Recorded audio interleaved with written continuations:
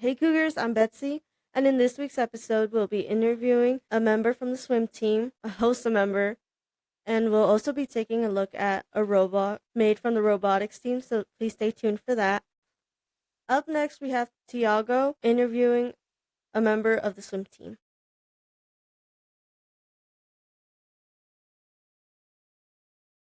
Hey Cougars, I'm Allison, and today I'm here with Layla Fullwood. She is part of HOSA, so welcome, Layla. Hi, thank you for having me. Yes, of course. So I wanted to know first of all, what is HOSA?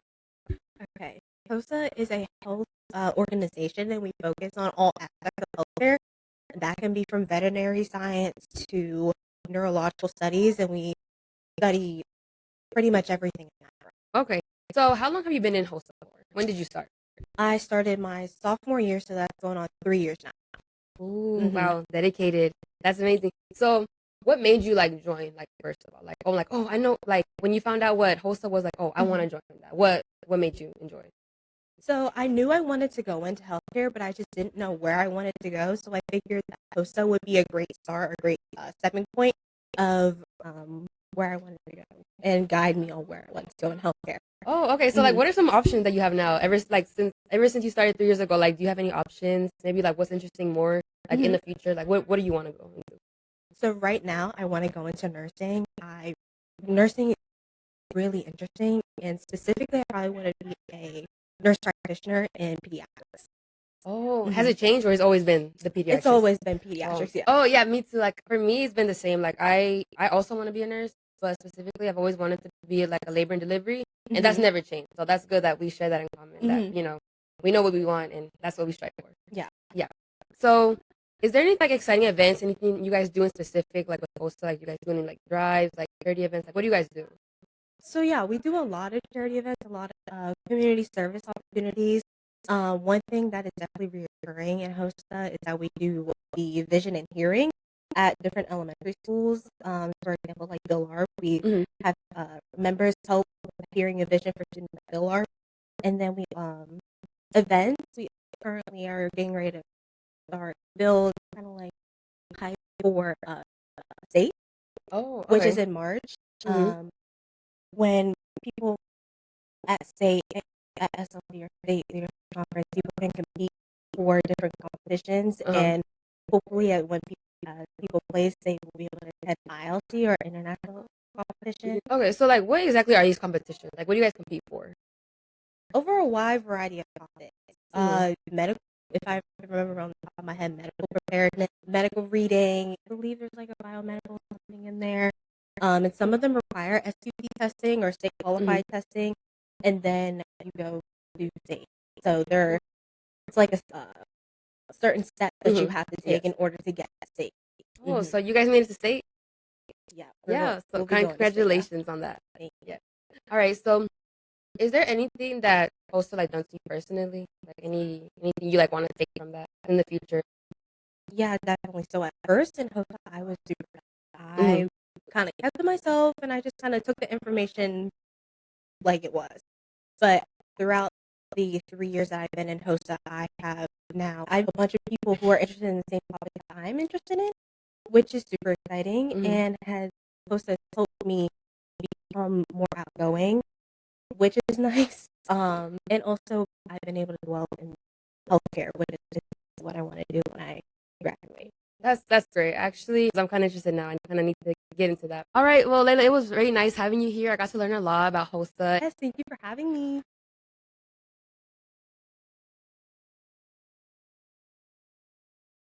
Hey Cougars, I'm Tiago, and I'm here with a really special guest. She's my swim teammate, Susana. Hi. Susana and I are both in the swim team. We do the same thing. We're in the same lane. She's much better than me, though. I get tired after 50, not gonna lie. But yeah.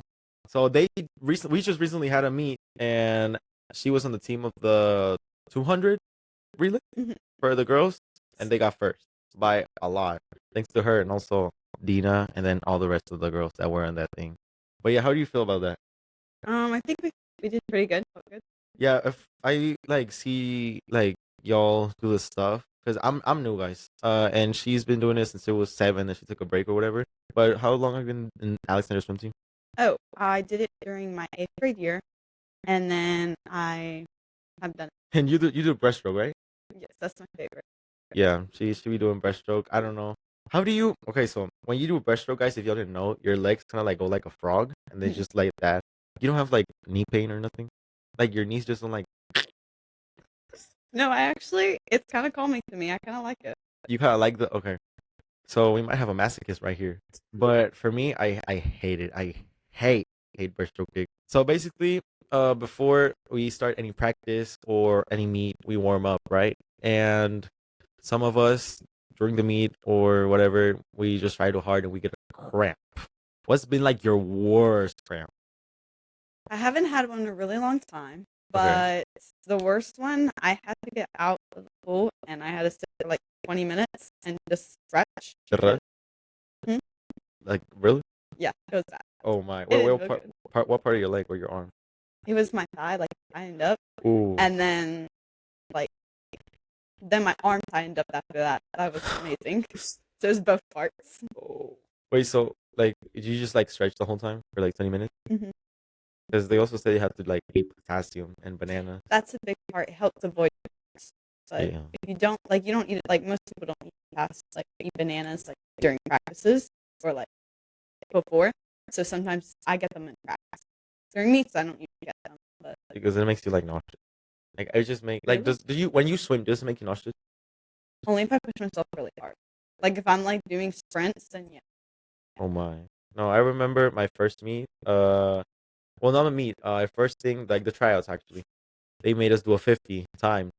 After the 50, I felt like I did like a 500. Like I was throwing up that buffalo chicken dip that my friend Giselda gave me. Yeah, it was terrible. I'm traumatized by that. And also, I'm one of those people that you mentioned. I don't eat bananas. Bananas are so nasty to me. I'm allergic. You could also eat pickles. So sprints too, but I don't like pickles. Pickles are so nasty. Yeah, I agree. You take them off on your Chick-fil-A sandwich? Yeah, they're so nasty. Okay, so I have a little game for you. And I know that you love books. I always know that you love books. But basically, I'm gonna ask you to rank 5 books, like a blind ranking, in order. Okay. So we're gonna start with Fourth Wing by Rebecca Yarros. That's the first top. Top? That's your Mhm. favorite book? Mm-hmm. And I think there is like a whole like series, right, of those books. Mhm. Born by Tracy Dion. 5. 5? Is it bad? I've read it, but it's not my favorite. Okay, that's valid. The Atlas 6 by Olivia Blake. 4. Or is it bad too? Or is it not Mhm. your thing? I've read like a little bit of it, but I haven't read it. It Okay. kind of like I got like it's a big book and I started reading it. Or is it like those thick books like that you don't even want to like touch? Well, I mean, I like reading big books, Oh. but like I just it wasn't like something I cared to read. Right. Well, what about The Priory of the Orange Tree by Samantha Shannon? I actually never heard that one. But Really? yeah. Okay. So that would be number 3, I guess. Yeah. And then your number 2 by default is A Court of Thorns and Roses by Sarah J. Oh, Maas. yeah. I do. Oh. So that's a ranking that I don't even know because I don't read books. But if you read books, let me know what you think of her ranking. If she's valid, if she's not valid, if she needs to retire the books and put them away. But yeah, thank you for being here. Thank you for having me. And I'll definitely see you later at swim practice today. Yes. And let's move on.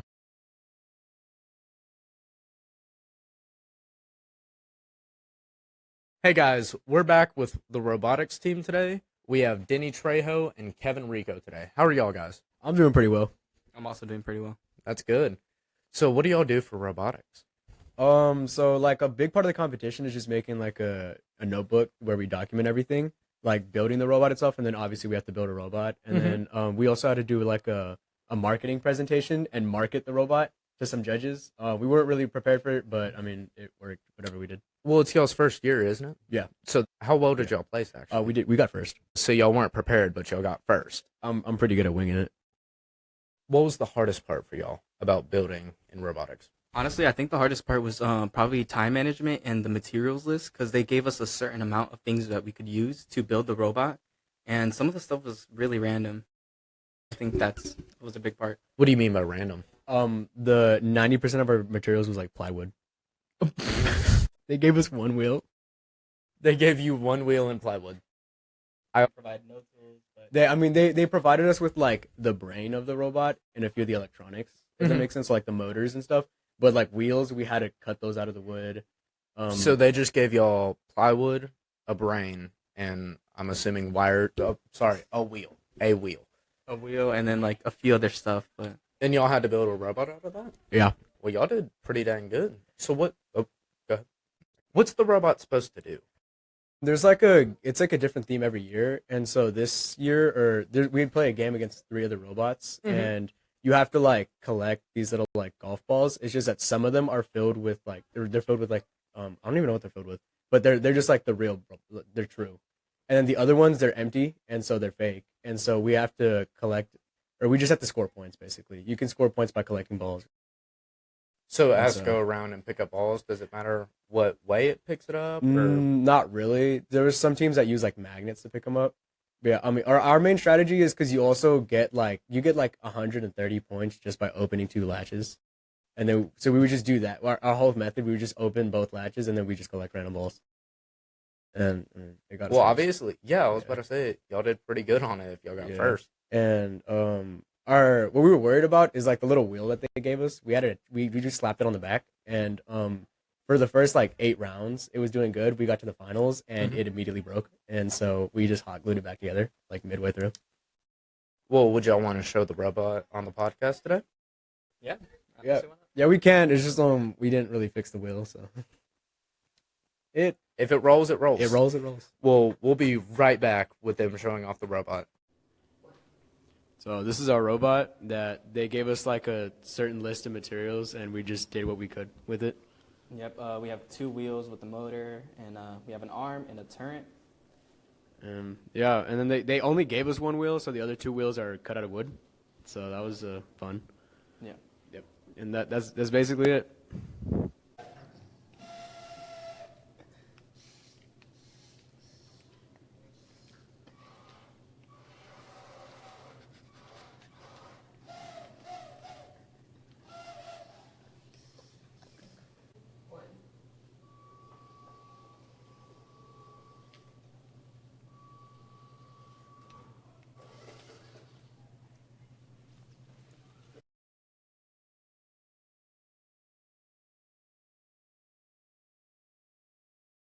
Hey guys, it's Bella, and I'm here with this week's events.